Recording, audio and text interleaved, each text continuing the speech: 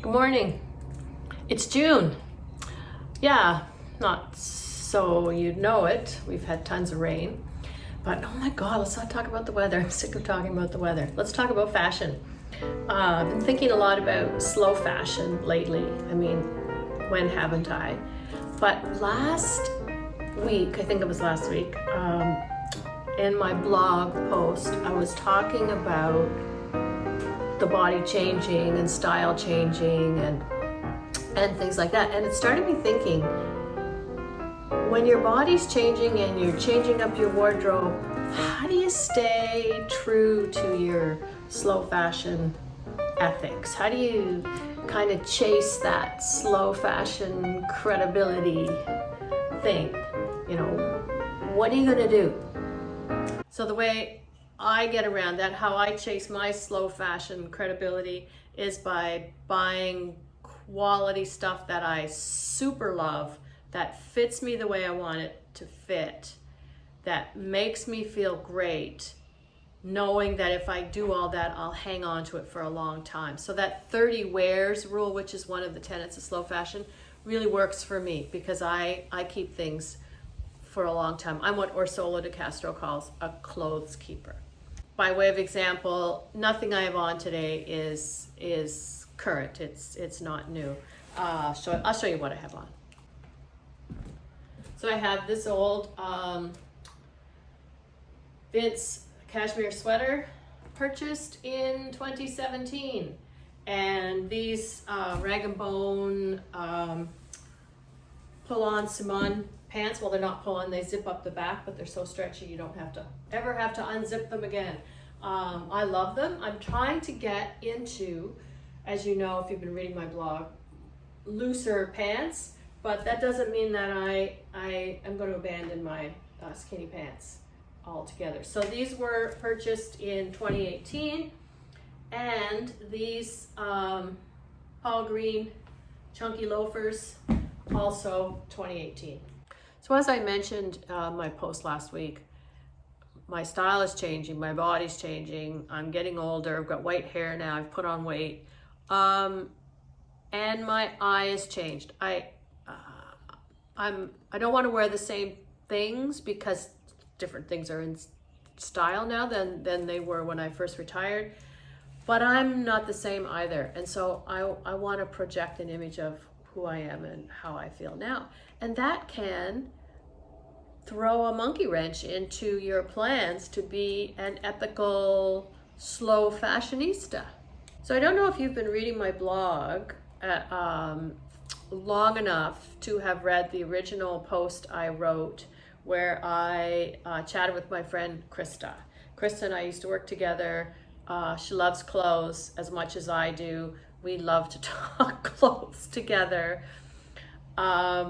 Actually, I think I made reference in the blog post I wrote about her to the fact that I was her department head for a few years. She's a principal now, so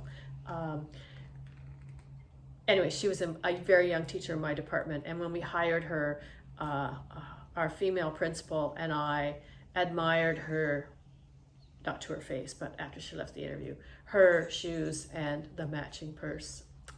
Yeah, so it started a nasty rumor in the school that in order to get hired in my department, you had to have good shoes. Anyway, so we didn't hire Krista for her shoes. She was vivacious and funny and energetic and creative and smart. And I remember sitting there in the interview thinking, if I were 15, I would so want to be sitting in this woman's class. So anyway, Krista is a principal now. Her life has changed. Her body has changed since we last talked on the blog. And I thought it'd be kind of cool to have a chat with her about what's in her closet and how she's managing with what's happened to her over the last few years, which was a weight gain, and now a weight loss. And yeah, so I'll just let you listen in on our conversation. Yes. Is that your gym stuff? Hoodies, plain necked sweatshirts, sweaters, clothing organized by color. Oh, really? Oh.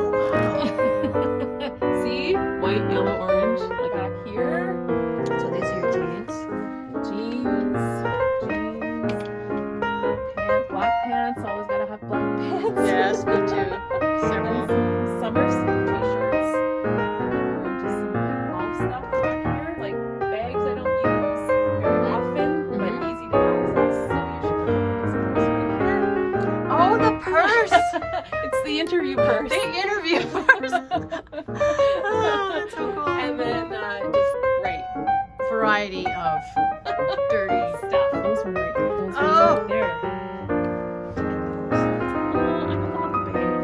On sale.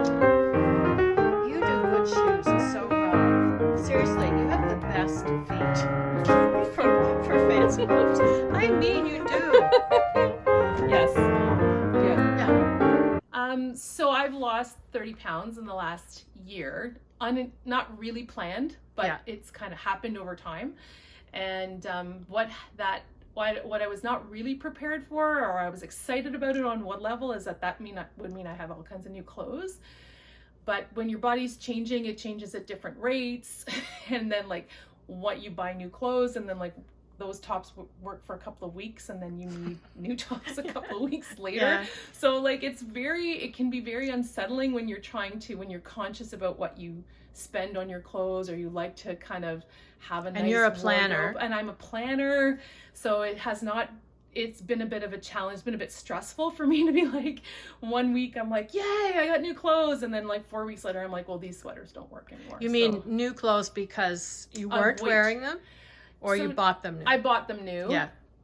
But I have also held on to stuff that fit me a few years ago that I held on to because I've moved 3 times and just haven't had the energy to get rid of them, that I can now wear those things again. So there's been this like really interesting experience where things that I thought I couldn't wear anymore, I can now wear. Yeah. Because I remember you mentioning something about a dress. That was a dress that you hadn't had on. Yeah, so I had like few years ago, I bought a beautiful Eileen Fisher dress, and it was gorgeous. It's super simple, lovely quality. And then I gained a lot of weight and I couldn't wear it anymore, but I wouldn't get rid of it because I was like, it's Eileen Fisher, I'm not getting rid of this. So I just had it in the closet, and in all honesty, never thought I'd get back into it again, but I can wear it now. So like it was an interesting thing to hold on to that, and then be able to get into that. And like pants, I had done the same thing with pants, and I was like, oh, I'll never get into those again. I'll get rid of them eventually, and now I can get into them again. So it's been this very interesting kind of like buy new but recycle old. Because that's not your ethic, right? That's never been your. I mean, you're not a. I'm a regular purger of clothes, right? So for me to still have stuff from 5 or 6 years ago that I can put back on, very rare for me. But in this case, it's completely worked out. It's classic stuff that I can wear again. And that's one of the benefits of buying good quality classic stuff. Correct. Right. This is the Eileen Fisher dress. Oh, that's so classic. Super classic style. And it's got pockets. Boat neck, it's got pockets. It's like a heavy jersey, really straight, right? I don't think I've ever seen that dress. Looks like a shift when you wear it on. Yeah, like when you but wear it's it, got a bit of swing. A little bit of swing. Yeah. So it's definitely not a form-fitting dress, but perfect for work, super comfortable. Or for work events, kind of. Work events. Yeah. I've done it. Like it was the perfect dress for a principal, quite frankly, because I could wear it just for work, and then I could also wear it for evening events if I had to. And I've done it. I've done that. Yeah. So didn't wear it for several years, but I'm back now able to wear it. That's exciting, isn't it? Like I love it when you pull something out of your closet and go, oh my God, I still love this. I had given up. On this dress. I had basically accepted that our time was done. But I never it was also my very first Eileen Fisher piece. Right. So I didn't really want to get rid of it. Yeah, so forking over those bucks. I was attached to it. Yeah. Yes, this was like, I think this dress was $500 when I bought it. Yeah, and that's one of the reasons why I've hung on to a lot of my Max Mara stuff. Yes. I'll wear this in the fall. Okay. So this is winter stuff in here, is it? This is all winter stuff that I've decided I want to keep. So I've recently retried it on. Yeah. Right.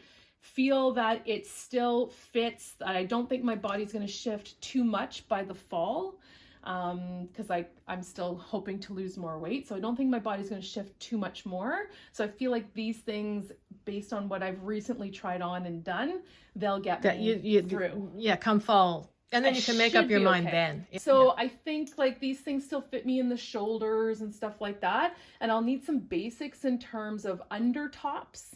Yeah. Because that's where I've seen the biggest change is kind of this area. Yeah. My shoulders are still the same. So I can still wear these jackets. I still can maintain the silhouette I like, which is I really like a skinnier pant with a flow top. Yeah. That's probably what I'm always going to like, although I like it a little bit more structured now because I've lost weight. Right. Whereas before I used to wear things that More were flowy. unstructured and had more flow because I was carrying weight and they camouflaged my body. Yeah. Now How tall are you? Can I ask you? I'm 5'4", I think. Are you only 5? I thought you were taller than that. Must be. Maybe 5'5". Yeah. So some of this stuff is like my occasion wear that I have like for working in a school. Yeah. Right. So graduation dresses, stuff like that. Yeah. Because for people who don't realize, principals have to go to everything. Events. Right. Yes. Yeah. Like Yes. You just stand on stage for commencements, things. graduate. You do need a wide variety of things. So I'm just holding on to this stuff because it's classic style. Like I don't currently work in a school. So it's classic, all classic shapes. That's me. That's what I do. That I love Classic that. shapes. Yeah, This I dress love is, that. This dress is about maybe 9 years old. Yeah.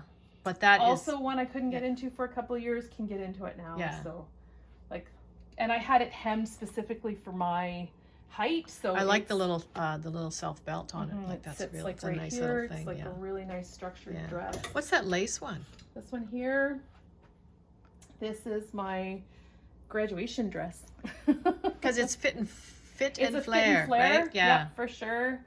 So this one I've worn to some like June graduations. Mm-hmm. Yeah, and it's from local. It's a local store in Carlton Place. Oh, the called one in Dress Carlton Shop. Place that you like, yeah. Yeah. Now, what's the other navy lacy one? Same thing, same designer, same style. Oh, yeah. Totally That's a different style look. that really works for you, eh? It is the style that it's suits me. normally a style that works for me without the round.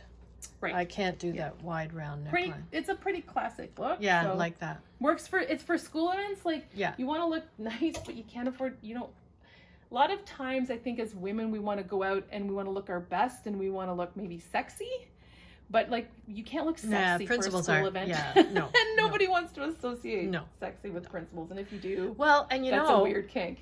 But yeah, well, right? yeah. Nobody wants it. Not But so so good. you have to look nice. Like you want to look nice, and you want to look, but you also like You need to look professional, you have to look but a bit professional. festive. And also like you're the leader. So Yes, you kind of yes, have to be yeah, wearing yeah. something that sets the stage for the night. Like Yeah. I always say like you're in a way it's ceremonial also. Yes. Well, Yeah. and it's as simple as like you can't wear something that's too short because if you're on stage Or too tight. like, or too tight, like you can't be fiddling, you can't be crossing your legs all the time. You No. don't want to show too much leg. I mean, in this day and age, maybe you could. I don't know. The rules are not as much rule oriented. But at the end of the day, like yeah. you still want to be presenting your best self. Yeah. And that's what I'm interested in doing. Not everybody is, and I would rather like have something that for me presents who I am Yeah. and helps me feel confident. So Yeah. so these pieces help me do that. And then black pants. Big surprise. This is my area for all the things that I'm in process of moving out of my house. Right. But there was a lot more stuff here, so I've moved bags out to Value Village. I've donated things to a school I work in once a week. At Adult, the retro room at Adult. I don't know if you. No, I'm not familiar. So Adult High School has a room of like clothes that people can donate for the students. They can go in and pick whatever they want. Oh, really? Yeah. Oh, God. Okay, I'm gonna. Yeah. So So for those of you who are listening, Adult High School is a adult high school in Ottawa, but I started my teaching career that's right, there. I forgot you I were worked there there. for 5 years. Yeah. Yes. Oh, that's so Yes, cool. so I dropped off so stuff that I had that I felt was really great quality. I didn't want it to go to Value Village, but I wasn't necessarily interested in selling it. I donated there. Yeah. Because It's nice to give stuff to places where you have a connection. Correct. In some way. Correct. And I've been working at Adult like a couple of days a week for the last few months. And so like people stories. The students' stories I are know. so inspiring. Yeah. And I'm like, I would rather give my clothes to people who I know are going to appreciate and love it and wear it. And especially all that the stuff. women's stories. Correct. That's what I found when I taught there. The number of women who left abusive marriages, were starting over, getting their high school diploma. Right. One woman, I was telling the girls this the other night, left school in grade 11 when I was teaching there in the 80s. The last time she had been in school was in grade 11 at the beginning of World War II. She quit high school to go to war, to do some, I can't remember what it was. And here she is in the 80s coming back. That's I know. amazing. I know. Well, I was helping with, so there was a situation the other day and I was helping a woman who was feeling ill as a result of chemotherapy medication. And like her story was that she had escaped from her country with her 2 nephews and they were taking care of her. And then she's also obviously dealing with a cancer diagnosis and going through chemotherapy, but she'd come to school because she didn't want to miss school. And then she's working part-time. I'm like, Yeah. So they deserve all the best clothes. All the things. I was Yeah. like, here, Yeah. here, have a sweater from Nordstrom. Yes. I don't care. I want to see you wearing it. Yeah. So that's kind of that's where I was cool. there. Yeah, so I realized that that's in the way. Okay, so Krista and I are just coming back from lunch. So the one thing that I didn't ask you, Krista, is do you think your concept of how to be credible with respect to slow fashion and how to kind of keep your ethics with respect to slow fashion in play, do you think that's changed? Yes, I think when I first started really thinking about slow fashion, I thought about it from the perspective of making sure I was buying like the right kind of brand, and being really conscious about where I shopped and what you know what I mean? I tried to shop local and all kinds of things. But now I think it's just more about making sure I don't buy as much as I used to. And I think that's where I've changed in terms of I just want to be, for slow fashion, I just want to be conscious about what I buy. I don't want to buy a ton of stuff and then turn around and give it away 2-3 months later. Like, I try to make sure that what I buy fits with my goals, fits my style, fits the colors I have in my closet, and that I'm hoping to have it for like more than one season. Like, I used to just kind of think about clothes as like in the immediate, and now I want to try to think about it in terms of longer. So I don't necessarily buy from the brands. Like, I don't necessarily, my financial situation has changed as a result of my divorce, so I can't necessarily buy really expensive things anymore, but I still try to make sure that whatever I do buy has longevity to it. Okay. So I hope you thought that was kind of fun. We had a great afternoon. I had to cut lots of parts out because we got into her closet and started looking at everything. And the funny thing was, she pointed up and said, "You're going to remember that purse." And it was the purse that she had when she came for the job interview so many years ago. Anyway, one of the things we did bring up in our discussion was that end of life thing. Like, and I don't mean to make light of a serious issue, but when you're done with something, what are you going to do with it now? And Orsola de Castro says in her book, Loved Clothes Last, that, try and have an exit plan. So if you buy something, what are you going to do with it when you're done with it? And that's a bit of a problem. I mean, you don't want to, I've also written about this, people who just donate bags and bags of clothing because now it clears up space in their closet for them to replace it with more and more clothing. That's not sustainability either. So you have to be judicious about what you get rid of and when you get rid of it and what you're going to do with it. And so to that end, there's a really neat little consignment shop near where I live. And I thought I would go there the other day because I haven't consigned stuff for quite a few years. I thought I would go there and check it out. So I'll show you what I discovered. Women's consignment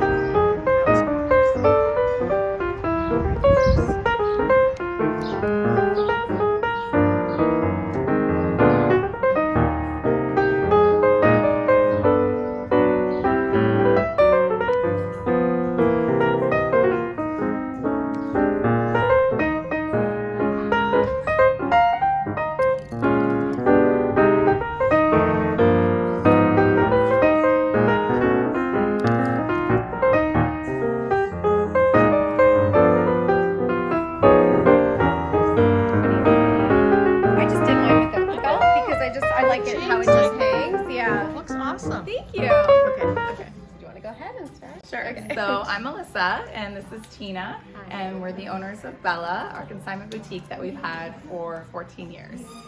We do some new, but mostly consignment, and we sort of are very selective with the pieces that we take in. They have to be good quality, better quality labels, and current fashion, but most sellable pieces that are basically look brand new. Yeah.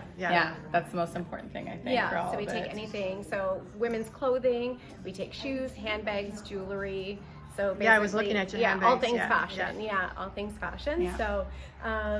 So yeah, we did the consignment. Actually, we both worked at a consignment store when we were younger, Oh, like in really? high school. Yeah. So I started off as a co-op student in a consignment store, Yeah. and then you ended up that's so working at the cool. same. Yeah. So we just developed our passion for consignment like very young, and just thought maybe one day. It's so much more creative. Yeah. Really. It is. It's Yeah. so fun. Yeah, and that's like what every makes it day is fun. Christmas. Yeah. 'Cause we Yeah, get the it's so pieces fun. in Like and if you love fashion, it's exactly Yeah. it's every day's Christmas. And if you you're don't know trying what's to be coming. like responsible and into the Right. whole slow fashion movement, Exactly. then consignment It's perfect. is perfect. It's perfect. Which Yeah. is so important right now, just with the state of the environment. Yeah. And there's so many good clothes to be purchased that are used. Like we get stuff that's like practically brand new, Yeah, stuff yeah. with tags. It still has a long, long unbelievable. life to live. So, Right. Yeah, exactly. So it's like that's one of amazing. the tenets of the whole fashion revolution is before you Absolutely. buy something, plan its exit.